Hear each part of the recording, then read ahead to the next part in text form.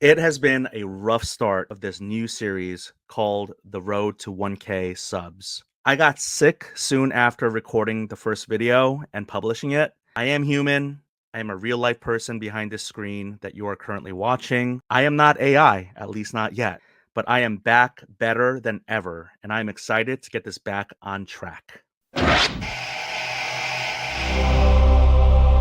My name is Denny Cards, and welcome back to part 2 of this new series I'm calling The Road to 1K Subs. After uploading the first video and watching it over, I realized that it was a little bit too overly edited. There's a thing called retention editing, and that is to get new watchers to watch longer.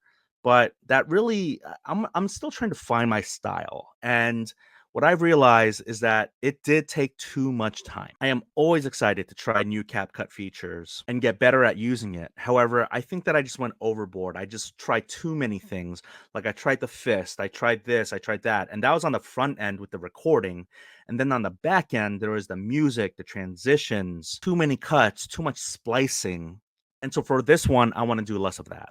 So the title for part 2 is going to be called The Niche. So what is a niche?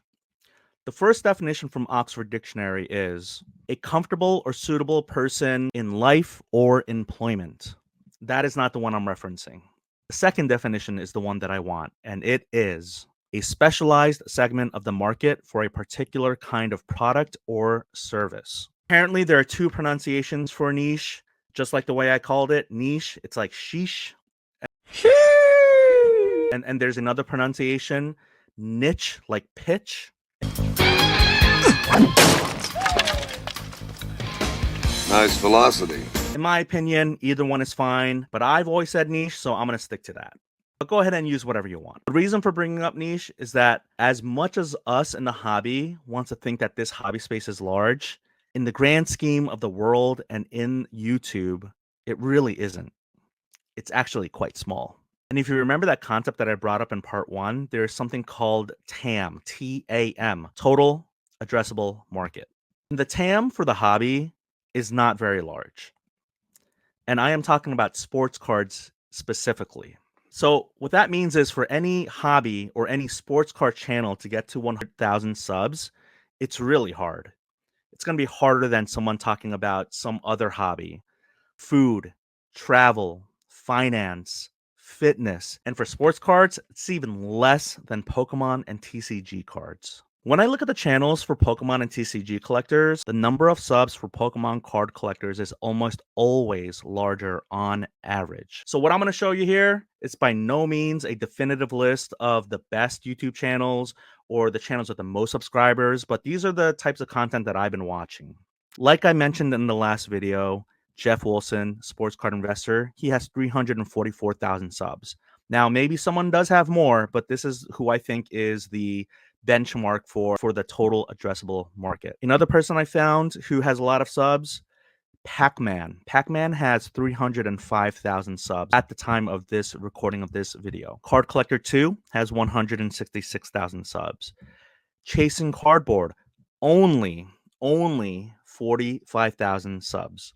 Sports Card Dad, only 21,000 subs. Neo Cards and Comics, only 17,000 subs. By the way, I do encourage each of you to check out these channels if you haven't already, but likely if you're watching this, you probably have already watched these folks. And there's other folks who have really good content as well. So I couldn't mention everyone, but these are the ones that I've watched. Then you have Pokemon, and I will admit, I don't watch any of these channels because I don't really collect Pokemon cards and TCG cards. That said, these were recommended to me by YouTube, and they are Pokerev, 2.66 million subscribers. Real Breaking Nate, 1.76 million subscribers. Deep Pocket Monster, 955,000 subscribers. Goat Breakers, only 36,000 subs. 100 Charizards, only 51,000 subs. And it's not just YouTube either, because when it comes to the grading space, and the largest grading company is PSA, when you look at their numbers on a monthly or yearly basis, Pokemon or TCG, the category of TCG of which Pokemon is under, is the majority of the cards that they grade on a monthly and annual basis. But just because something is hard does not mean that it's not worth pursuing. Sports card collectors, we do this because we have a passion for it. The niche may be small, but the amount of passion we have certainly is not. And that is why we like to call our hobby the hobby, because we think it is the greatest hobby in the world. So, in conclusion, I don't want you to get discouraged on your own personal road to 1,000 subs, because as I have talked about here and also in part one, odds are not in your favor by the sheer virtue of the niche that we are in.